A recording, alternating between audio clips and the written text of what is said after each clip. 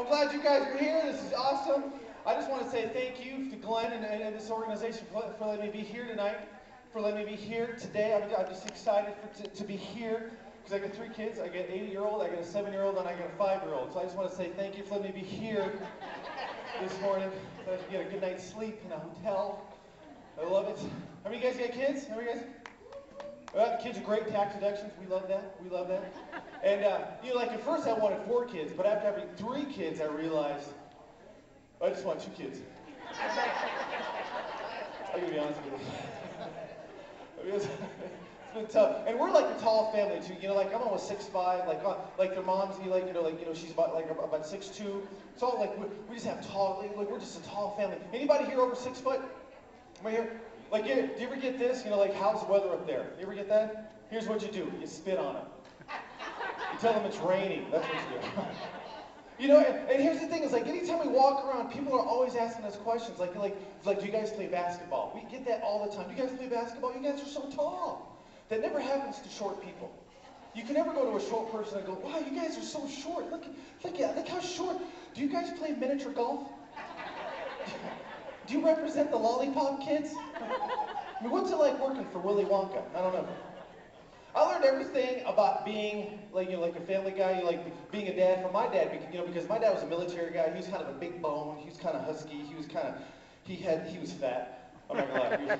He was a man of few words. He'd give you that one-word advice like, hey, if you need to talk to you, don't.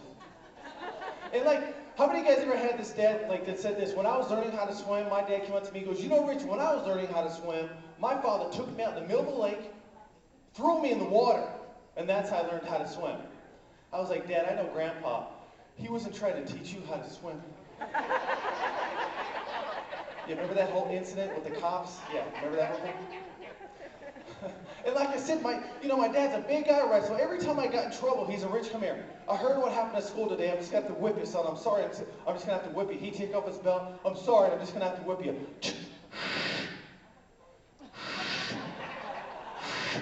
Well, you're going to hit me. You're going to lasso me. What's going on?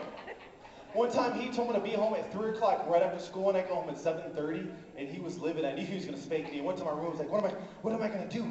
I got to do something. So I found a book, shoved it in the back of my pants. I tried out smart enough. You got to be careful. There's one of those books that talks to you. He went to spank me. He's like, the cow says, moo. He hit me again. Boom. The donkey says, hee-haw. You eat too much Mexican food. It's disgusting. My dad reminds me of the story of Abraham and Isaac in the Bible. How many of you guys read that story? How many of you guys ever heard of the Bible in this area? Okay, just want to make sure. How the story goes is God told Abraham, what I want you to do is I want you to take your son Isaac up to the mountain, and I want you to what? Sacrifice him. So the very next day, Abraham took his son Isaac up to the mountain, put him on a rock, tied him up, took out a dagger. And just when he was about to come down and sacrifice his only son, an angel appeared out of nowhere and said, Abraham, stop! You have proven your faithfulness to God, and he's going to bless you beyond your wildest dreams. And then there's a ram caught behind him in the bushes, and they sacrifice that. And I love that story because it talks about how when we're obedient to God, he's going to bless us more than we can possibly ever imagine. Amen? I just want to know what happened on the awkward walk back home. I mean, how messed up in that head was that boy just going like, what just happened? And how did that conversation go when his mom's like, hey, how was the trip? Oh, not good at all. Well, what'd you guys do? Well, we had a campfire, we went fishing. Oh yeah, Dad tried to kill me. I don't want to go to another father-son retreat ever again. Have you seen my pet ram anywhere? No. You guys get it? Okay, good. Well, that's great though. But wait, now how many married people here? How many people are married? Nice. Who's been married? I always love asking this question. Who's been married here the longest? Longer? Like, let's see, more than 20 years. Raise your hand. More than 20 years. Wow, quite a few of you guys. Great. More than 30 years? More than 30? More than 40 years? More than 40, really? More than okay. More than 45 years? Wow. More than 50. Let's see 50. Wow. Let's say back there in the back. Nice. Now, what's your name, ma'am? What is it? Barbara. And is your husband here? What's your name, sir? Ed? You guys are just like, yeah. I don't know why. Now, how long exactly have you guys been married? 52 next week. Wow, that's amazing. That's awesome. Oh, to each other. Okay. Thank you for throwing that in there, Barbara. I'll do the jokes, by the way. Now, where did you guys go on your first date? Oh no, yes we do here in this little safe area. Where'd you guys go? Did you guys do any fun? Oh. That's okay. So you guys met there, or oh, you met at a dance and then you went over to a nightclub. A good Christian upbringing. Okay. That's awesome. Now, so that was your first date, right? Now, Ed, how did you propose to her? Did you get on one knee or anything like that? No. Oh, good. You're so humble about it. Now, what advice, Barbara, would you give for a long and happy marriage?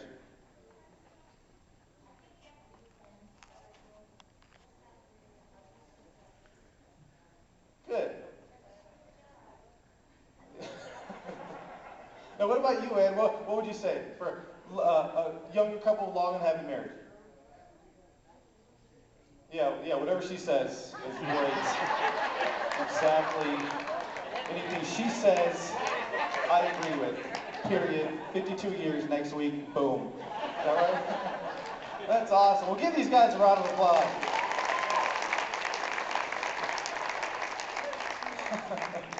I love Ed. He said, yeah, this is fine. Oh my gosh, this is fun. Now, where are you guys from? New Jersey. Nice. Get all quiet here. New Jersey. That's funny. Oh man, this is great though. Oh, you know what? I gotta tell you though. Just like Glenn, kind of touched on before, and I'm sure you guys would agree with this. If you want a successful marriage, you have to have that same belief in God. You have to have that same belief in God if you're going to have a successful relationship.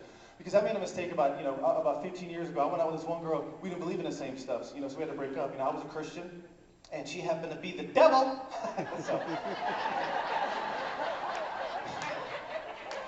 didn't really work out too well. Like I should have saw the warning signs. First off, she didn't have a shadow. It's like, where's your shadow?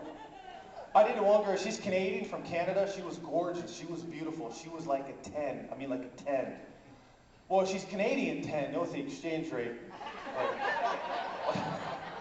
Like over here, she's like a 6.3 or something. But in Mexico, she was like 4,000. But this is what I've learned. This is what I learned from marriage. I think when God was creating the woman up in heaven, I think he was walking around heaven going, what can I create that would confuse and baffle the man so much that his only choice is going to be to turn to me?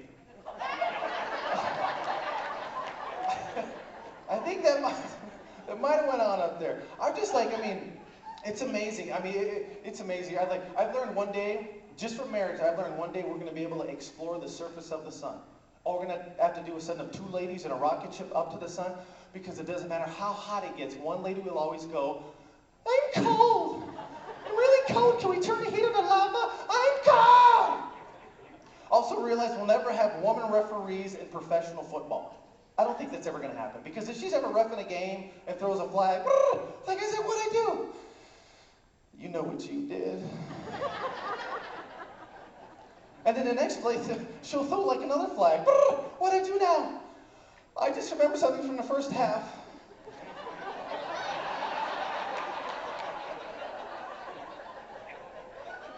And I want to talk about it now. No, you can wait a minute, right now. Also, here's one of the biggest differences that I realized, like about 6 months after I had been married, was men and women, they take showers differently. That was a huge revelation for me, because here's the thing: a guy when he showers has 2 things: shampoo And a bar of soap, maybe. Maybe. And those two things are interchangeable. Anytime, right? If he runs out of both, toothpaste is fine. This is whatever. That's fine. Right, Ed? Just get it over with, and that's fine. A lady, when she showers, has, 419 things all bought at the produce section at Walmart. She starts off with the apricot and cilantro shampoo, fortified with 2,000 vitamins and minerals, because apparently her hair is lifting weights, right? And then the mango papaya conditioner with sweet and sour sauce on the side. Then a sugar-based facial scrub with a feather from a baby penguin. And then a ginger and frappuccino body wash with chocolate sprinkle, right? Why do you women want to smell like fruit? Do you really want people going up to you going, oh, I love your hair, it's great. I want a banana for some reason. Why are there fruit flies over your hair? That's really odd. It was great though. I loved the, you gotta tell you, like I said, going back to having the kids, kids are great, it's a lot of fun. They're actually, here's a fun game we used to play growing up. I don't know if you guys have a mic stand. No, it's fine, you don't have a mic stand. So here, like my boy, he's 7 years old, and we love to just, just do guy stuff, and it's great. And so whenever he went, did you guys ever go out and play Army or War, anything like that? Like when you were kids, just go out, it's like my dad was military, so we used to do that all the time. It was just go out and just have fun. And if you're gonna do anything in this life, you gotta do it with excellence, right? Because that's what Christ called us to be, is excellent in everything that we do, because that is such an amazing witness to everybody else. Am I right? So whenever you do great, and so when we would go play Army, we would go crazy, we get on our, my dad's camouflage pants, we'd paint our faces with my mom's makeup, which I realize is wrong. So we would just go just have a lot of fun. One little kid, Jimmy, he wanted to come play with us, but he never wanted to get into it. He'd show up in t-shirt and shorts and go, hey guys, I want to play. Or he'd get a little grenade and go. So if you're gonna play Army, you gotta do it right. If you're gonna do anything, you have to do it right. If you're gonna play Army, you gotta play it like this.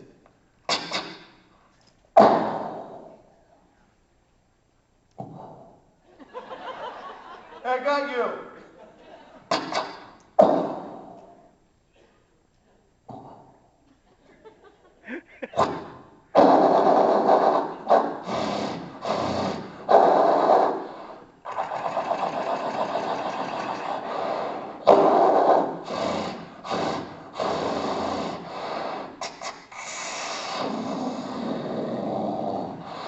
That is how you play war, just like that.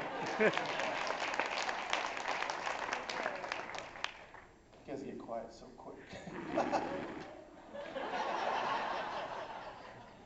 All right, I will leave with this. I've got my buddy out here, the guy, Lee, he just did looks like Phil Donahue. Love that guy. I've got a book here. You know what? When I was talking to Lee about coming up here, we were just thinking, how can we bless everyone there?